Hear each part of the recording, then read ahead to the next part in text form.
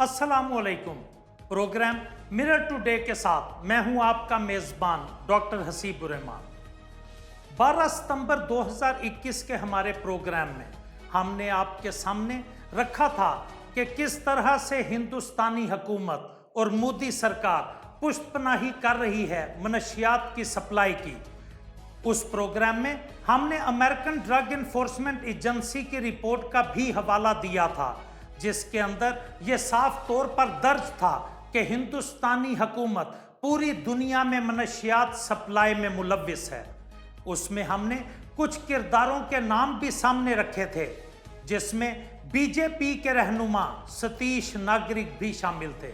आइए हमारे पिछले प्रोग्राम की एक झलक देखिए। आज हम निकाब नोच फेंकेंगे इंडिया के मकरूज चेहरे से। वहां पर होने वाली सरकारी सरपरस्ती में मनशियात की सप्लाई का पर्दा आज चाक किया जाएगा। आखिर इतना पैसा कहां से आता है कि पाकिस्तान के खिलाफ लॉबिंग फर्मों को ये मजबूत करते हैं। 2019 की अमेरिकन ड्रग एनफोर्समेंट एजेंसी की रिपोर्ट के मुताबिक मोदी जी, ये अमेरिकन ड्रग इन्फोर्समेंट एजेंसी की रिपोर्ट है कि अमेरिका में होने वाली मनशियात सप्लाई के पीछे इंडियन सरकार का हाथ था, और जो इसके पीछे था आपकी फिल्म एक्ट्रेस मुमता कुलकर्णी के खामद विकी गोस्वामी थे। विकी गोस्वामी के ऊपर बैनुल अक़वामी सफर करने पर पाबंदी थी। मुमता कुलकर्णी इसमें उनका हाथ बिटाती थी। वो ड्रग कार्टेल जो सिवाला कार्टेल के नाम से जाना जाता है, जिसने कई दहाइयों पर मुश्तमिल अपने अरूज में हर साल 200 टन से ज्यादा मनशियात सिर्फ अमेरिका में सप्लाई की, और उनसे हासिल होने वाली आमदनी भी पाकिस्तान के खिलाफ इस्तेमाल की जाए।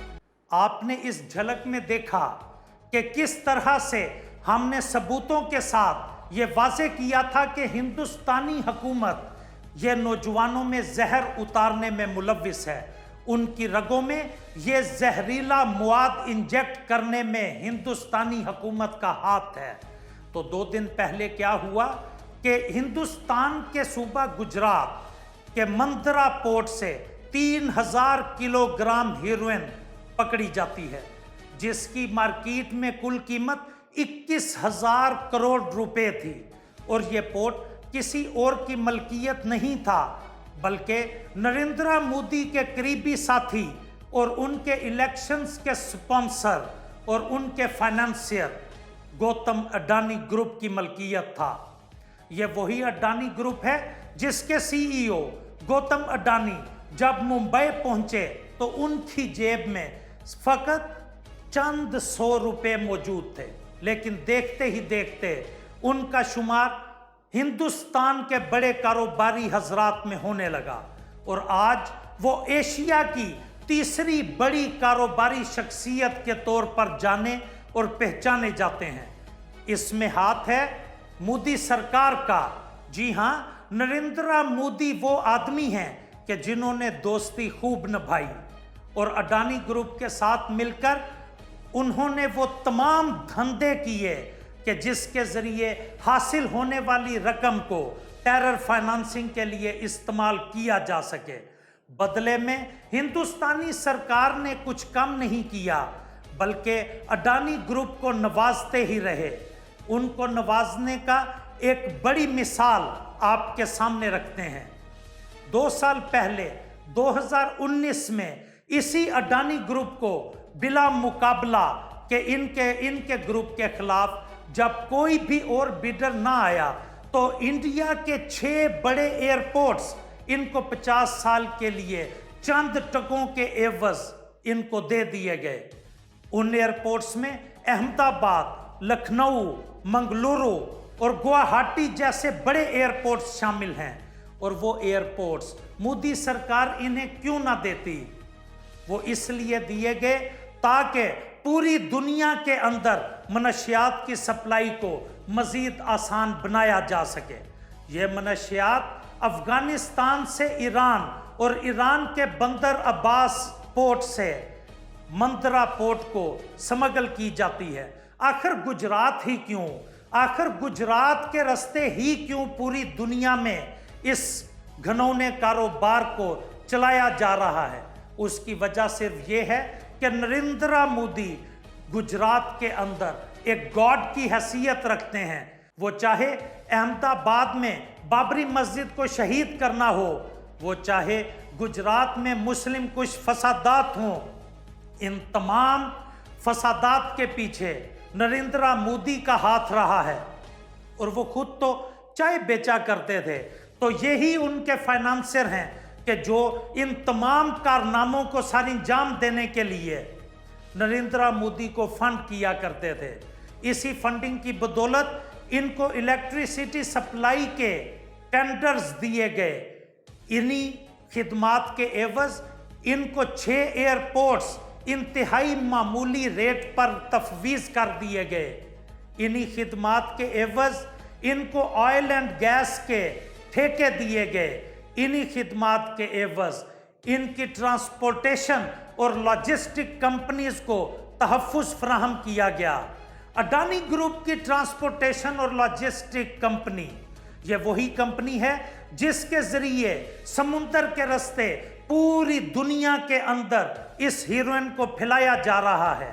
یہ پہلی شپمنٹ جو پکڑی گئی 21,000 کروڑ روپے کی شپمنٹ، اس نے استعمال کہاں ہونا تھا؟ یہ استعمال کی جانی تھی پاکستان کے خلاف اسٹریٹجک سٹرائکس پر، یہ پیسہ استعمال کیا جانا تھا چائنا کے خلاف، یہ پیسہ استعمال کیا جانا تھا افغانستان کے خلاف، لیکن یہ ایک شپمنٹ پکڑی گئی۔ کئی ایسی شپمنٹس جو ڈیلی مندرا پورٹ سے بھیجی جا رہی ہیں، جن کی ٹوٹل مالیت کی اگر بات کی جائے تو صرف سن 2019 اور 2020 میں 56,000 کروڑ روپے کی منشیات کی سپلائی، جی ہاں 56,000 کروڑ روپے کی منشیات کی سپلائی صرف مندرا پورٹ سے ہوئی۔ 2019 میں یہ 6 ایئرپورٹس کو حاصل کرنے کے بعد اڈانی گروپ نے 15,50,000 کروڑ روپے غیر قانونی طور پر انگلینڈ اور دوسرے یورپین ملکوں میں منی لانڈر کی ہے۔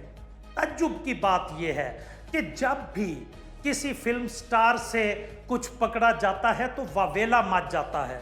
تعجب کی بات تو یہ ہے کہ انڈین میڈیا ایک چھوٹا سا فائر پاکستان سے ہو تو اس پہ 24 گھنٹے واویلا مچاتا ہے۔ تعجب کی بات تو یہ ہے کہ انڈین میڈیا خاموش ہے۔ تعجب کی بات تو یہ ہے کہ انڈین سیکیورٹی فورسز کے ادارے خاموش ہیں۔ اس کی وجہ کہ یہ ہیروئن اور اس کالے دھن سے کمائے جانے والے پیسے کا حصہ بھی ان کے منہ میں ٹھونس دیا گیا ہے۔ ایک اور تعجب کی بات کرتے ہیں کہ پاکستانی میڈیا کی خاموشی اس سارے معاملے کے اوپر سمجھ سے بالا تر ہے۔ کل گجرات کے کمشنر نے، پولیس کمشنر نے بیان دیتے ہوئے پاکستان کا نام بھی لیا کہ یہ افغانستان سے پاکستان، پاکستان سے ایران اور پھر ایران سے ہندوستان سمگل ہوئی۔ یہ تعجب کی بات ہے کہ پاکستان کو خامخواہ اس میں گھسیٹنے کی کوشش کی گئی، حالانکہ ہم ثبوتوں کے ساتھ آپ کے سامنے یہ بات رکھ چکے ہیں کہ یہ وجیا وڈا شہر جو آندھرا پردیش کا ایک شہر ہے، اس میں ایک کمپنی کے نام پر بک ہوئی اور افغانستان سے ایران ڈائریکٹ پہنچائی گئی، اور ایران کے شہر بندر عباس سے یہ گجرات کے مندرا پورٹ پر ٹرانسفر ہوئی۔ تو اس میں پاکستان کو گھسیٹنا صرف پاکستان کو عالمی اداروں کے سامنے ملائم کرنے کے مترادف ہے۔ اس میں پاکستان کو گھسیٹنا صرف اور صرف پاکستان کے خلاف ایک سازش ہی کہا جا سکتا ہے۔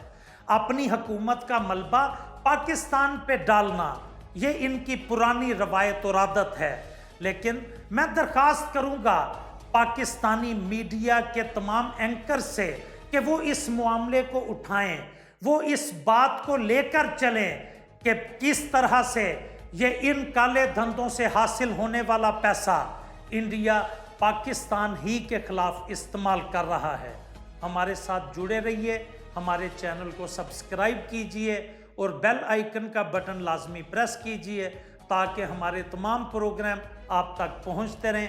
آج کے پروگرام سے اتنا ہی۔